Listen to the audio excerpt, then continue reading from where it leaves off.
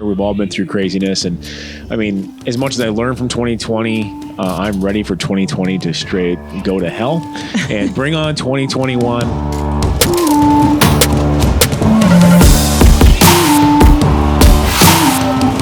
If we continuously use the prism of red or blue to justify our actions, our inactions, our natural bias, or our own opinions, instead of using the premise of right or wrong, we are all screwed. Welcome to the Now or Never podcast, all things entrepreneurship, where take your passion and make it your paycheck. I have my special guest, Nicky Schmaderer, with me, and I'm super excited. Hey. Hey. Thanks for having me. Absolutely. So this is the female takeover on the podcast today, which I've been wanting to do forever. And as soon as I thought about doing a female takeover, you were the first person that I had in mind because you've been doing such amazing things lately, going from working full time and being a mom of two to taking your passion and making it your paycheck and making a huge life change. So first, just tell me about you and what's your story? Okay. Well, first of all, thank you for having me. Absolutely. It's an absolute honor to be on here. But yeah, I'm Nicky. I am a mama of two, married my college sweetheart. And I like to think of myself as a stay-at-home mom, but with a little bit of bouginess to her. I run my blog, Viva Noel, and it basically focuses on fashion, fitness, and motherhood. It's pretty much just a place for me to document my day-to-day life. When I got pregnant with my first daughter, Noelia, I was younger. I was 22, newly married, newly out of college. And so life just changed really, really fast. And I'm sure a lot of women can relate to that once they get pregnant, their mind kind of switches to, oh my gosh, it's not about me anymore. And I felt like I was at an age where it was just hard at first. It was hard to just compress it and process it and know like, okay, my plans that I had for myself are going to change a little bit. And at first it was really hard for me to grasp, but with her life and her birth, it became a muse for me to continue being myself. And so that's where Viva Noel was born. It's just a place for me to just be me and to, my plan was to inspire women that they can still be themselves, whether it's through fashion, whether it's through fitness and having that time for their mental health and for clarity, or just documenting motherhood and relating to other women that are going through it, no matter what age, stage of life, what have you, 1 kid, 5 kids, whatever. So I do that. I stay home with my second child, Raina, and she's wild. So cute. So really it's just every day is different, but I love it. Like you said, I used to work a day job that wasn't necessarily my passion, but I'm thankful for it because it showed me that what I didn't want, and it helped me push myself forward to go after what I wanted. And I could have never imagined that I'd be doing something that I love day in and day out and just, being with my kids, which was my biggest goal. Yeah. I love that. And your girls are absolutely adorable. Thanks. I absolutely love seeing all of your pictures with them. You've literally watched them grow up. We have. And especially Noelia, I can't believe from when we first met her to how she is now. She's like she's a little lady. Adult. She's so cute. Yeah. She just turned 6 and me and Brody were just talking this morning, like, it's funny how when you're a mom, you go by how their clothes fit. Yes. Like, oh, those pants were so baggy on you like 3 months ago. And today, like, we were just looking at her. We're like, wow, like she's tall, like her face is like thinning out, but in that way where like you're just turning into like a little girl. Yeah. And you're not like that toddler stage. And they grow so fast. Yeah, I know. So fast. So tell me more about your blog and you do so many other side hustles with influencing and all of that. Tell me what has been like the biggest struggle with going from your 9 to 5 and your greatest joy with it as well, and going into full entrepreneurship and being your own boss. Yeah. So with my blog, I kind of market it and kind of show off who I am mainly through like Instagram. But ever since TikTok came around, I've been doing a lot of TikTok because I love videos. I think it's a great way for people to see your personality when it comes to fashion, to show the outfits better, to really just have people get to know you. That's why I really love video content. But yeah, so I take my blog and I kind of promote it through IG and TikTok. And I will say, to go to your question of how it went from going from like an 8 to 4 job to like doing my own thing, to be honest, I love it. But at the same time, I've recognized the struggle with it because, as I'm sure you can relate, there's no off switch. Right. There's always something to do. When it comes to social media doesn't sleep. There's always a DM to get to. There's always somebody that has a question, which I personally love connecting with people. I love answering people's questions. In my mind, if you took the time to write me a message, ask me a question, I want to get back to you because that means a lot to me. And so, which can take a huge toll on you though, because you naturally want to do so much, but your mind cannot keep up. And that's the hard part about today's day and age with social media is we weren't meant to consume so much information and be working so much and be connected so much to so many people and just intertwined with the news and everything. So it can really take a toll on you. And I think I kind of got real with my audience last week. I just was like, I've been off all week and I'm just tired. Yeah. I'm emotionally drained. And I just had to take a step back and know, okay, I love my job, but I know that there's parts of it that I need to tweak, which is, having an off switch, knowing, it's okay to not reply to somebody right that second. Yes. Like I can get back to them tomorrow, or if it's a Friday, get back to them on Monday. And so that's the biggest con, is just recognizing you're a person, you're not a workhorse. Yes. And I'm naturally a workhorse, so I have to like switch my mind. And then you intertwine that with motherhood and it can be a lot. But again, it's my greatest blessing because I can do it at home and with my kids. It's just recognizing, I'm a mom first. This stuff is second. Yeah. Mm-hmm. How do you think that what helps you balance that the most? Oh, Lord Jesus. But honestly, a husband, I'm so thankful for Brody. We got married young. We got married when we were straight out of college. 22 babies. I still feel like we're babies, but he's been such a stronghold and just a rock in my life. Like he's just a constant reminder, cause he's very gentle with me, but he's also very honest. And he's like, you have to stop. Like you have to, you can't go like this because we were meant to go like this. And we're huge people of faith. So for him, it's just, he's like, we were meant to have a Sabbath day or like, a day off for a reason, because if you keep working, you're going to forget the things that are important and what we're meant to remember on that off day. And so, he's just, if I didn't have him, man, it'd be very hard. It's so hard to find that off switch. I mean, Tim and I go through the same thing, and with us both being entrepreneurs and both being self-employed with the multiple companies, it's hard to find that. But we've gotten to a stage now where we are starting to hire some really amazing people to help fill in on those things so we can have an off switch and say, okay, I need you guys to take over this for this period of time so then we can go and shut down for a little while. Right. Which I feel like with kids, you don't ever get to shut down. I mean, I would love to go on an island where I'm stranded with no cell phone for at least 24 hours. But with kids, I would be, the mommy side of me would be like, oh my gosh, is everybody okay? We gotta do this. Yeah. So. It's a hard, like seasons of life all have their own pros and cons. And I think, we're both in that season where you're always pulled and it's just deciding, okay, what's going to pull me more? Yeah. And what's going to be shut off.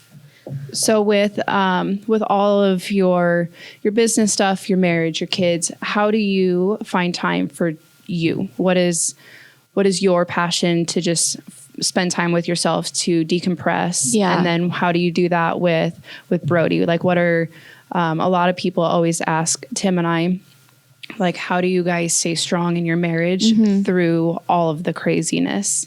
Yeah. So what do you guys do for that? Yeah. So when Brody and I first met, we were both like active people. I was like a dancer. I danced for the Omaha Beef, the Omaha Nighthawks, and like the Omaha Mammoths when they came for like one season. But so I was like a dancer. And then when I met Brody, he introduced me to like weightlifting and like working out. And like I knew nothing. Like I could barely balance the bar on my back. Like I was like a baby deer. Like it was just like, so he's really like, inspired me and just showed me this passion that I had inside just to like have these personal goals of weightlifting. And I fell in love with it. So for him and I, it's working out together. We get up early. We invested in just like this little home gym that we have in like the third car garage in our garage. And we work out in there every morning. We don't talk a lot just because we get up at this time, the baby's up at this time, so let's go. Yep. You know, so all work. But I think we still get to connect, and when the kids are still sleeping and then we're done, we're able to like read our Bibles together. And so for us, it's making sure we're working out just to do something together, but also for mental health. Yeah. You know, and sometimes you do have to take a break from that too, because sometimes the hustle of working out and getting up early and all that can take a toll as well. But also what we've found is, which can be really hard for moms, is we take a mom and dad trip at least twice a year. Yeah. Even if it's for 2 days, 3 days, you know, whatever. We've just found that there's so much pulling us, like I just said, that when we can just be together and just talk. Yep. And that sounds so simple, but you know, like there's so many distractions. There's Netflix, there's, you know, this job to do. Yeah. Like when the kids are in bed, you're like, okay, I got to clean. I got to do this. I got to do this, do this. And so for us to like leave is the best thing for us, because we're not home having to, Birdie's like, dailies. Oh, I need to mow, or I need to whatever. Like, it's like, no, with his Crocs on. With his Crocs. He loves his Crocs. But like, we just, yeah. So that was hard at first to leave the kids. But when we did it, you know, and it's advice I hear all the time, having a break from people in your life, even if it's for a day, makes you miss each other, makes, you know, when you come back together that much more special. It makes the kids realize, oh, I like mom and dad. They're not so bad after all. So yeah, I mean, like I just said, seasons of life are different and hard, and this season of life can be hard on a marriage, and it is. But those are what I've found is just, you know, working out together, going on trips. We're big church people, church every Sunday morning. Yep. So. And you sing at church? And I sing. Yeah. I love to sing. It's just one of those things that I keep to myself. But are the girls following that? They do. I feel like I've seen videos of Noelia up there. They do so I have to go to church early on Sunday, because I obviously have to practice with the team, and they come with me and they are on the stage with us, and they will grab mics and they'll sing. And even when I've been actively on worship and doing worship on Sundays, they'll come on the stage and they'll dance and sing. And we're a small church, so like everybody understands and they love it, because it just shows like the innocence and joy of a child. Oh yeah, you know, absolutely. So yeah, and those two, they're the best. They're wild. We got a couple questions in, so I'm just gonna cool shoot on some of those. I guess one of them was, how do you not lose yourself in the craziness of business, which you just answered, but you answered more from your marriage standpoint. Yeah. What about you? Like, what is your favorite mental health, like, check out? I'm still working on it. It's hard. It is. It's really hard, because you're always thinking like, if I don't work, I don't make money. Yeah. Because when you're your own boss, like, it's true. So it's really just, it's a lot of trust, and trusting that God has your six, like He has your back. Yep. And also trusting that things are going to work out. I know it's so hard to be a type A, you know, micromanager of yourself. And so it's just me taking a step back and realizing like, you can do everything, but not well. Yes. So you have to choose day to day, seasonally, whatever, what you're going to focus on. So like for me, I love to go get facials. I love to, like I said, work out. But when Birdie gets home and he's able to watch the girls, I like to go and just shop for an hour. Yeah. For me, it's what I struggle with right now is just not doing anything.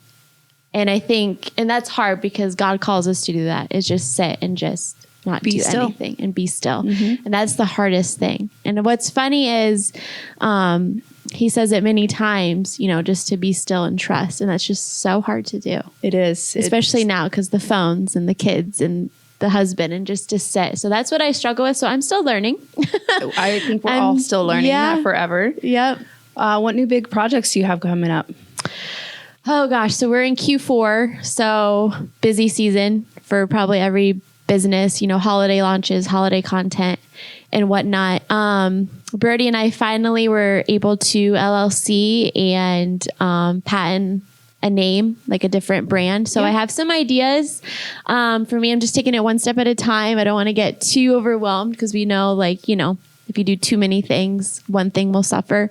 So I have some things in the works. I have some exciting brands that I'm working with. But at the end of the day, it's just reminding myself, all I wanted to do is just stay home with my kids. Yeah. So if I'm still able to do that, it's a win. Awesome. I love it. Yeah. Just trying to think. So we kind of took a page from your book with the influencing and watching kind of what you do a little bit. So with VHI, we created our Vanguard program. It's our ambassador program through VHI. And we're also doing one through Rexius where our ambassadors actually have a link directly to our site and they can then send people to our site and use their link and then it tracks it. So then they get points or they get credit for any sales that they send to the site. So I love seeing how other people do things and like with codes and I love shopping with your codes. I use them all the time. Yeah, every brand is so different in how they do things. I think a lot of people think that, and this is random, I don't even know if this is useful information, but a lot of people think that because somebody has a code that it directly gives them commission. To be honest, like if I have codes, I don't get commission on it. Yeah. It's honestly just a way for the brand to see that my audience is vibing with their brand. And honestly, it's also a way to give back. Like, you're my follower. I love this brand. Here's my code for it. I don't get anything out of it. It's just for you to have 10, 15, 20, whatever % off. I love it. So, yeah. Any new lip kits coming out? No, that was a learning experience. Yeah. I love doing that because it was my first product was a lip kit. And when the company of it reached out to me, because I wish I could say I was Kylie Jenner and I formulated everything and I did everything, but it was a beauty company that came to me and said, we want to collab with you and formulate and create your own lip kit. And I was like, okay, I've never done a product before. And so of course, self-doubt comes and nobody's going to buy it. Nobody's going to like it. I don't think it'll vibe with people. And to be honest, I think it did really well. Yeah. And it showed me that my audience trusts me and they have my back. And it was a great learning experience too, because I saw what not to do next time and just what questions to ask up front if I do collab with a big company like that again. But moving forward, will I do it again? Probably. Will it be with the same larger company? I don't know, but I loved doing it. I think makeup is so much fun. I loved it. I bought one, of course. Thank you.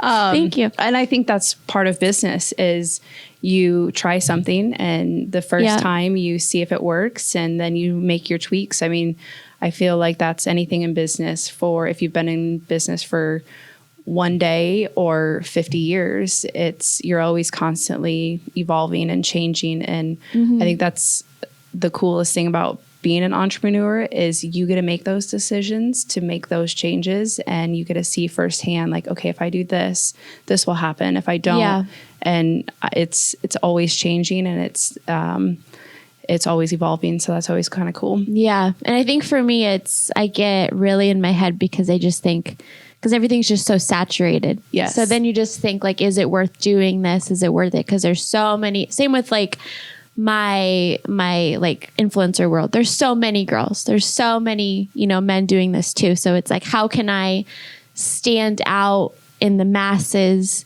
and form a team that trusts me? And I think, again, it just goes back to you being you. Because when you try to do something else that somebody else is doing, it's going to fall short because it's not 100% you. It's not organic. And so, like you said, it's a big learning experience. I'm happy I did it. Yeah. Awesome. I got a question for you, Nicky.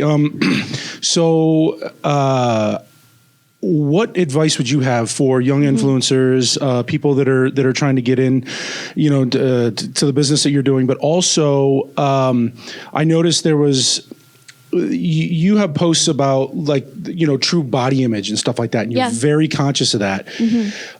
Did you do that because you saw something, or you were inspired by it, or what prompted you to really take a very conscious look at body image is important, health is important, but it's not everything. Well, this might be a really deep, long answer. So that's okay. That's okay. That's a great question. So to be honest, before I did blogging, became on whatever, I was dabbling into the competition side of fitness because Brody had me fall in love with weightlifting. And I always love having a goal. I love having something to work towards. And so I liked the idea of competing in a bikini competition because I had this goal. I could work towards it. Was I necessarily ready for it? No, but it was just something to work towards and do.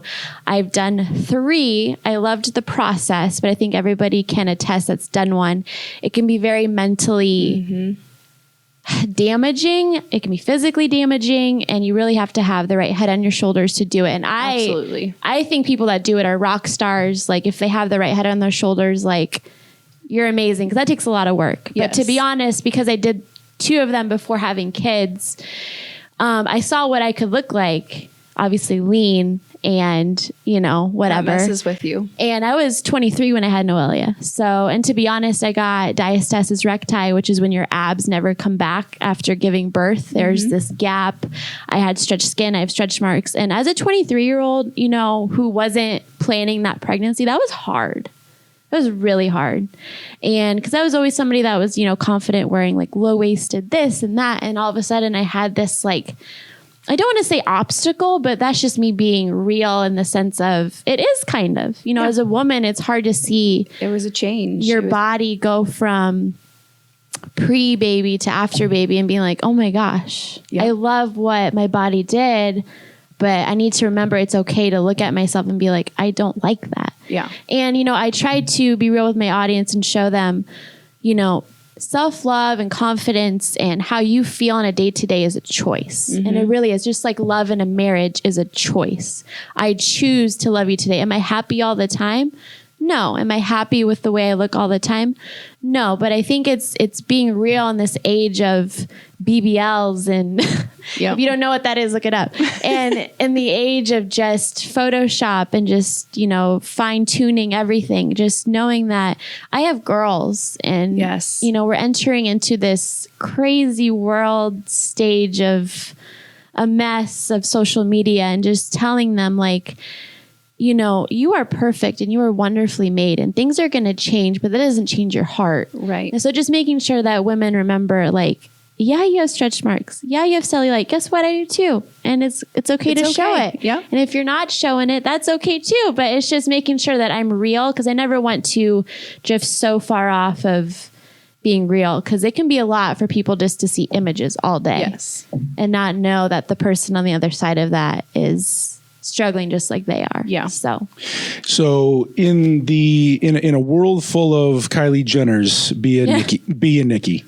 Yes. That's kind of the message. I'm not saying that, Kylie's bad. I'm not saying any of that Kardashian stuff, but for me, I feel like when I follow you and I see some of your stuff, it's it actually makes me feel better about myself, because, I'm not the moniker of health here, but I feel like you're yourself. Yeah. You are who you are. You live that, as opposed to, I feel sometimes the celebrities, they have to sell a product and their product is themselves. And I don't feel like you're selling yourself. I feel like you are yourself. Thank you. And I appreciate that about, young women, and they need role models like that. And I would say the same for you too, Brittney, actually. Obviously that's why you had Nicky on, but I feel the same way, with you and your family, and the way that, you raise your kids is, no BS. It's all real here, and I will say, I'm 40 years old. So when I watch your videos or your posts about being real, it's reassuring to me, because at 40, everything is changing, and everything is starting to go south. And when I see a young mom who is being honest and real about stretch marks and body image, I mean, I feel like 90% of girls struggle with body image for sure. from a very young age. And so it's reassuring to to see somebody that's at a younger age say, it's okay. For sure.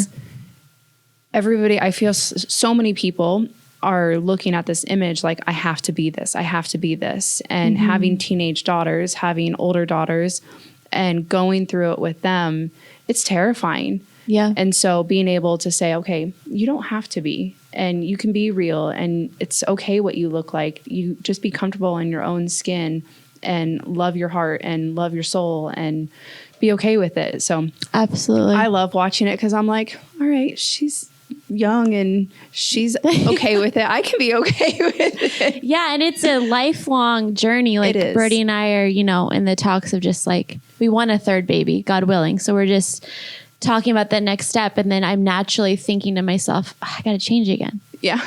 I gotta, deal with the pregnancy. And thankfully I've had amazing pregnancies where I've still been able to work out. I've still had great energy levels, but I know that's not the case for everybody. And so it's just thinking, Lord, I'm going to be 30. Is it going to be like my first two, or am I going to struggle? Like, they're all different. And then just realizing, I got to go through postpartum again. Yep. God willing, I got to go through breastfeeding again. So it's just like being a woman is wild because it is. Men have it so easy. Well, do you have any advice for us guys? Because I mean, this is largely viewed by men, but hey, I would like to, change that trend a little bit. But any advice for us as far as like on that level, whether it's being better listeners, patience, and how, if you have a son, maybe, right? Like, what do you think would change? So what would say that one more time for the question. What would... Well, I guess, like, do you have any advice for us fellas out there as far as, like, because a lot of the things you talked about are kind of very, women specific. Yeah, but, advice for us guys out there to either be able to listen better, what not to do. And also, if you have a son, how would that change? Because you have two girls, right? Right, yeah. So I would say, as a man, say, who's married and is going through that phase of having kids or dealing with postpartum with his wife, I would say be in it with her. And I know that was hard for Brody with Noelia, our first baby, because you guys are disconnected. Yeah. Really, it's hard for you guys to understand what we go through. Even after, because we're not only going through the change of having this new human with us, we're going through mental changes, hormonal changes, body changes, we're bleeding, we're aching, we got milk everywhere. It's all the things. And I think it's just recognizing, gosh, like, she did all of this. And the men do it too. Like, men, we need to see what the men go through as well, because they have to be the leaders, the protectors, sometimes the providers, because the women have to go on maternity leave. So I think for men, it's just being in there with her, and just, even if it's just a simple, thank you for breastfeeding her or formula feeding her, and thank you for getting up and just like the simple thank yous. And I think, God willing, if we do have a son, who knows, it'll be really interesting for us just to see the different dynamic with the son. Because I always talk about, with this crazy world, how I pray that I do have a son, just to form like this little warrior, this little squeaks of a man that can go into this world and just, love women for who they are. And, especially in this age of social media, where men are seeing all of these images and expecting women to look like this, like knowing a 20-year-old, no offense to fitness influencers, but a 20-year-old fitness influencer is not the norm. Is not the normal as a 30-year-old that's got 3 kids, because she's gone through it. Yeah. She's gone through it. Not to put off, the younger gals that don't have kids yet, because y'all still hustling, but it's just different. It's a different phase. And it's just reminding men that say they are on social media a lot, that the images that you see and sometimes the videos that you see are not the norm, and they're not being, not that they're not real, but what's the right word? Yeah, I know exactly what you mean, though. They're filtered. Yes, exactly. Yeah. Oh, yeah, totally. And they're meant to kind of sell a product, and sometimes that product is that person.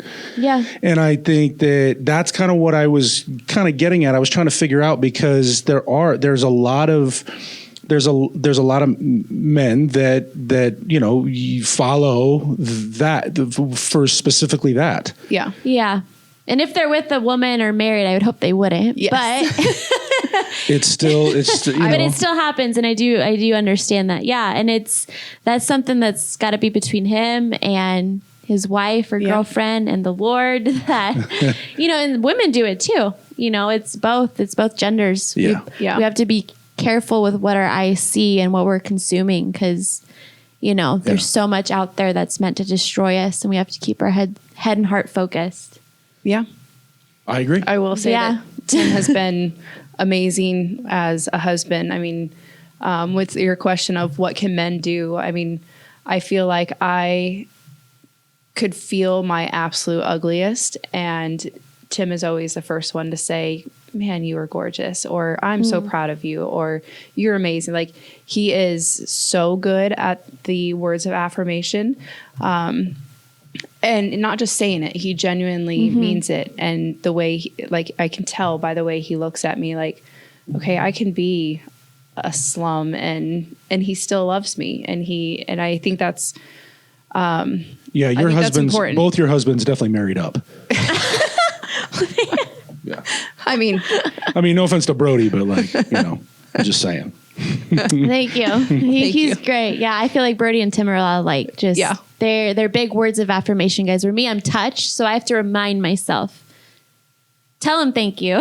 Yes. Tell him you like his outfit. Tell him thank you for washing the dishes. So it's marriage and being in a relationship is that constant work, which is why I said earlier, like, love is a choice. Yes. Day in and day out, which this world of social media, it's always the next. And you have to remember, keep your heart and your mind grounded, because there's so much out there that's meant to destroy you. Yeah.